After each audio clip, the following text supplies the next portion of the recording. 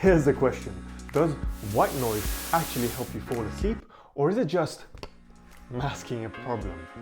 Well, you hear all around people saying, I use a white noise machine or a fan, or even using pink noise to fall asleep as a sort of cheat code for sleeping. Today I'm going to talk about what the research actually says, when it is helpful, when it is not helpful, who it may harm, and if you want to use it, how to use it properly. My name is Leonardo. I'm a PhD student researching the intersections between sleep, neurobiology, and music therapy. This is evidence-based and practical. By the end of this video, you'll have a rule of thumb on whether you should use noise, what type of noise, how loud, and for how long. White noise is basically a sound blanket. What it does, it reduces the contrast between any environmental sounds you have. Let's say there are unpredictable hallway sounds, roommates, hospital alarms, traffic noise or traffic bursts. And it gives you a constant background that reduces the difference, therefore, between the two, creating an acoustic masking, making the environment a bit less unpredictable. Now let's turn to the evidence, and it is, to be honest, mixed. The study qualities vary quite a bit. There was a major synthesis, a systematic review called the Auditory Stimulation and Sleep by Capezzuti et al. In 2022. They looked at many studies looking at sleep and white noise, pink noise, and also mixed types of audio, multimedia audio they called it. And their main takeaway is that some studies showed improvement, but the risk of bias is common, meaning that the study design was not that rigorous, and therefore the interpretation of the data is to be taken with a pinch of salt or with caution. That is partly because the methods for acquiring sleep data or giving the intervention varied, and therefore the results were a bit inconsistent. Now, looking specifically at the 18 studies that looked at white noise and sleep quality, only 6 showed positive improvements. That's a total of 32% of studies showing positive outcomes for white noise while we sleep. On the contrary, studies looking at pink noise, there were 11 in this 2022 systematic review, 9 showed positive improvements, representing a total of 82% of studies showing positive improvements with pink noise. Another systematic review from 2021 by Riedi et al.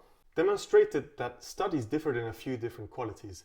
Firstly, in terms of the population studied, so whether they were healthy, insomniacs, or hospitalized, which is interesting to have this variety. However, the other important difference is whether the sleeping environment was quiet or whether it was a noisy ICU, intensive care unit, which is in a hospital setting with alarms, emergency setting. And the final difference was a lot of varying measurement tools. So they were asking sleep diaries, so you write freely how you've slept, or using validated sleep questionnaires. Therefore, the outcomes turn out to be different. And another thing that influences is that the noise protocol, the sound protocol, varied in terms of loudness, duration, etc. So these are things that contribute to the variation in the study results. So if you're looking for a universal answer, we're not quite there yet with the research. However, a meta-analysis and systematic review from 2025 looked at 12 randomized control studies, which represents a total of 1,301 participants, and compared the effect of white noise on sleep quality in children, in adults, in critically ill patients and non-critically ill patients. And what they found are improvements in certain populations. Toddlers, infants a bit, but not all, but more so in adults and older adults, on a measure used which is called the PSQI, the Pittsburgh Sleep Quality Index, which is the most validated and sort of gold standard sleep questionnaire, but in my own research I think it's a bit lacking and definitely does not replace having a EEG activity, looking at your brain waves while you sleep. The questions ask you, how do you feel your sleep is over the last month? It's a bit more detailed than that, but that gives you the overall picture. One key golden nugget you can still take is that white noise does use that masking effect, especially in a sort of a hospital environment where there's a lot of alarms and predictable sudden bursts of sounds. It can really reduce the unpredictability of the acoustic environment.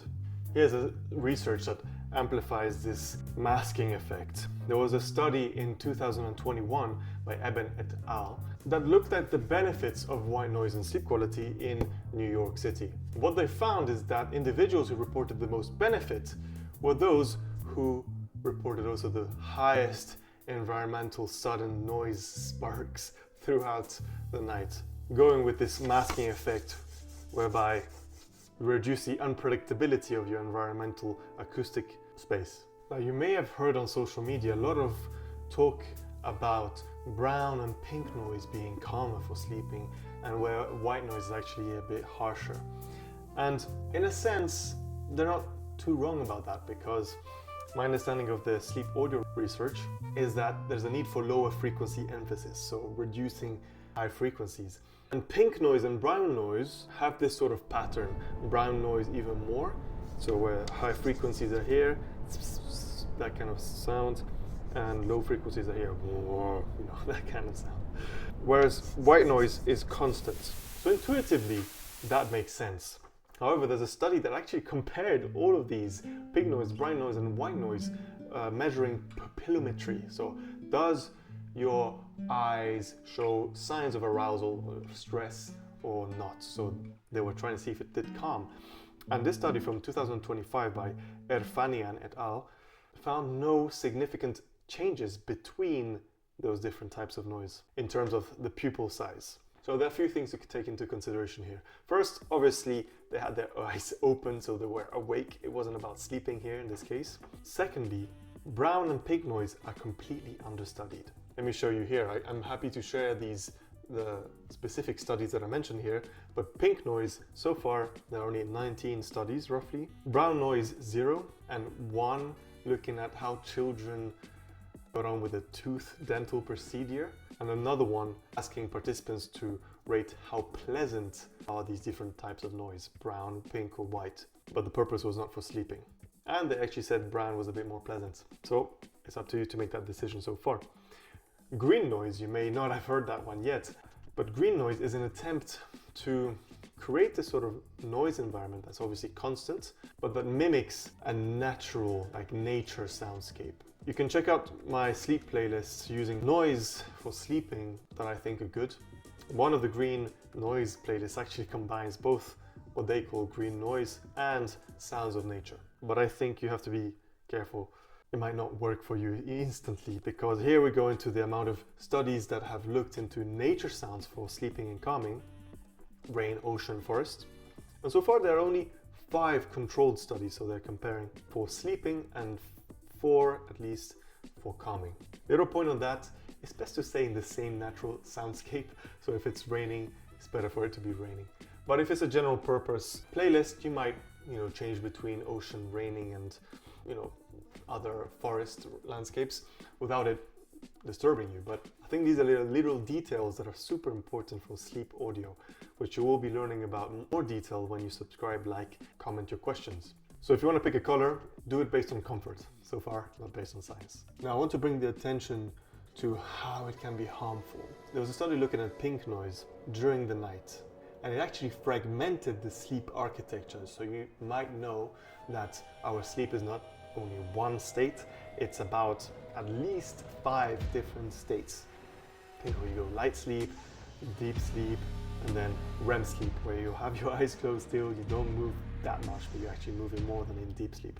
And they have different functions, not fully understood, but I theorize, and if you want to know more about it, comment, and I'm happy to explore those theories. So here's important. The pink noise was used continuously throughout the night, not reacting to your brain states and your sleep architecture, and that disrupts your sleep. So in itself, pink noise is not bad. It's how you use it, and we're going to talk about it in a second.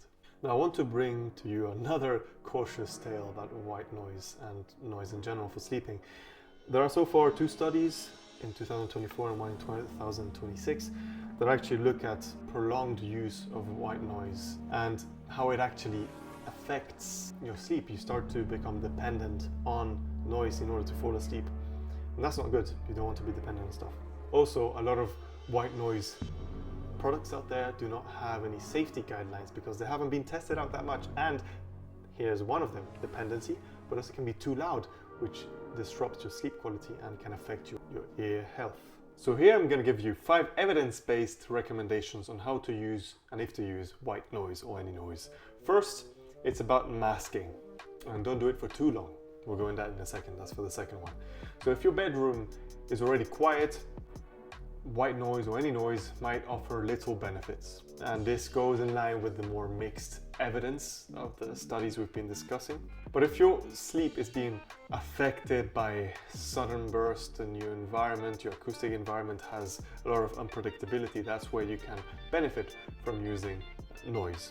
Again, it's about masking. For instance, hospital settings have shown the most positive usage of white noise for patients. Second recommendation, use it for 30 up to 90 minutes while you're falling asleep. So here, we're trying to avoid the constant exposure throughout the night, which can affect actually your sleep architecture, so you don't get the proper sleep that you need. But it gives you that protection of the acoustic environment as you're falling asleep. Now, why 30 to 90 minutes? That's what's recommended in the sleep music literature, and I would go for that, 30 to 60 minutes. I say 90 minutes if you have a bit of routines before going to bed. For instance, I meditate a bit, so I start my timer at 90 or 100 minutes, so it gives me time to meditate with the sounds that I'm using.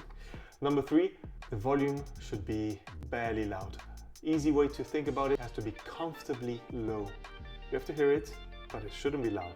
Recommendation number 4, choose the sound that you tolerate the best. Is it brown noise? Is it pink noise? Is it white noise? Is it green noise? Or don't choose any of those. If you don't like it, it isn't for you. Recommendation number 5 is that you track your sleep. So next day, you can write roughly how long it took you to fall asleep. 10 minutes, 30 minutes, an hour. If it's in an hour, it shouldn't be more than 45 minutes, ideally. More towards 20 to 10 minutes, the time for you to fall asleep. How many times you've woken up throughout the night? If you wake up less times during the night, that's a good sign. If you're more, depends why you're waking up. Obviously, if you're going to the toilet because you drank a lot during the night. How are you feeling your energy levels the next day? That's important. And that's exactly why I created the 7-day sound sleep protocol. You can get the guide below, where you get to test 7 different types of sounds for the purpose of sleeping based on science. There are different protocols to see what actually works for you. And it comes with some sleep tracking as well. You can put it as a graph. So some words of caution. First, if you notice you're playing it very loud, don't. Your sound environment should be quiet for sleeping. If you're noticing you're becoming dependent and anxious without it, stop it. This is something important to consider. If you're using it for a child or a toddler, please speak with a professional, because long exposure during the night will affect health.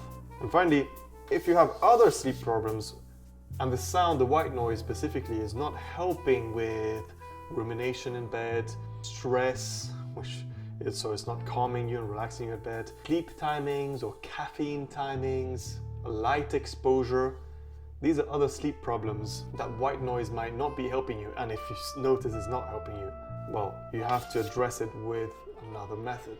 You might actually see benefits by not using white noise or any noise, or by using other sounds which can help you calm and deal with that stress. That's why I came up with that 7-day sound sleep protocol that you can get. And also for an intuitive way to remember all the science-based recommendations for sleep habits, which are many, such as the bedtime relaxation, reading, listening, but also you can do warm showers, you can do journaling. You can get a copy of one of these below this poster in A3 with bigger size or smaller sizes. It all comes together so that you can easily remember all the myriads of habits. So does white noise actually help you sleep? Sometimes, yes, if you want masking. Specifically, if you live in an unpredictable acoustic environment. Also, if you have correct volume, comfortably low, timing, whether you enjoy it. This is evidence-based about noise, white noise for sleeping. If you want to run your personalized experiment, grab that 7-day sound sleep protocol in the description to see which sounds for improving your sleep work best. And if you want coaching with me about sleeping with audio and hypnotherapy and music, make sure to check out the community to get in touch with me. If this helped you, make sure to like and subscribe, comment any of your thoughts. I love reading your comments and I love to hear what suggestions you have for the next video. Do you use white noise? Yes or no? Does it help? If you want to go deeper, here are 2 recommendations that you can choose. Which rabbit hole would you like to jump in?